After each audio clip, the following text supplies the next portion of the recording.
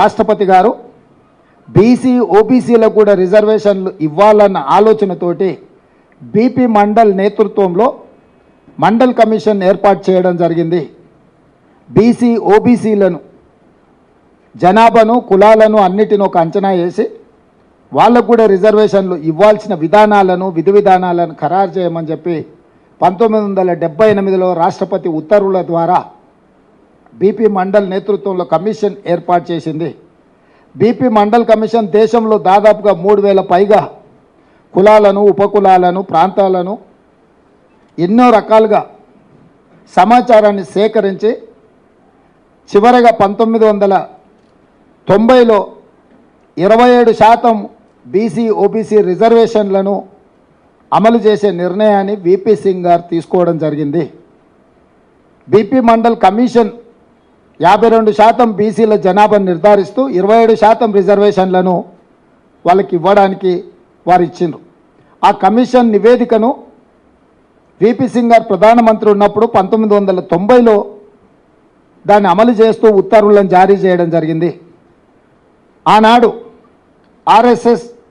RSS అనుకూలమైన వర్గాలు ఈ రిజర్వేషన్లను వ్యతిరేకిస్తూ పూర్తి స్థాయిలో దేశంలో ఉన్నత వర్గాలకు అండదండగా నిలబడి వెన్నుదన్నుగా నిలుచుని మండల్ కమిషన్కు వ్యతిరేకంగా దేశం మొత్తము ఒక ఉధృతమైన ఉద్యమానికి పరోక్షంగా నాయకత్వం వహించిండ్రు.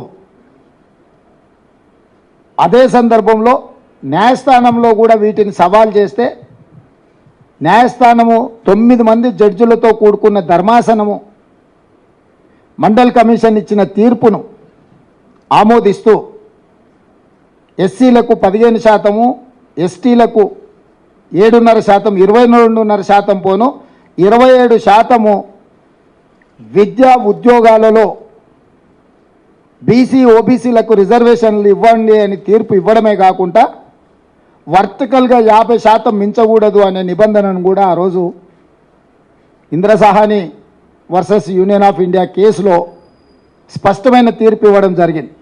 అంటే సుప్రీంకోర్టు బీసీ ఓబీసీ రిజర్వేషన్లకు కూడా మండల్ కమిషన్ సిఫార్సులను అనుమతిస్తూ వర్టికల్గా 50% మించకూడదు అనే నిబంధన పెడుతూ ఆ విధంగా కాంగ్రెస్ పార్టీ తీసుకున్న బీసీ ఓబీసీ రిజర్వేషన్లు కూడా సంపూర్ణంగా సుప్రీంకోర్టు ఆమోదంతో ఆ రిజర్వేషన్లు అమలుకు వచ్చినాయి.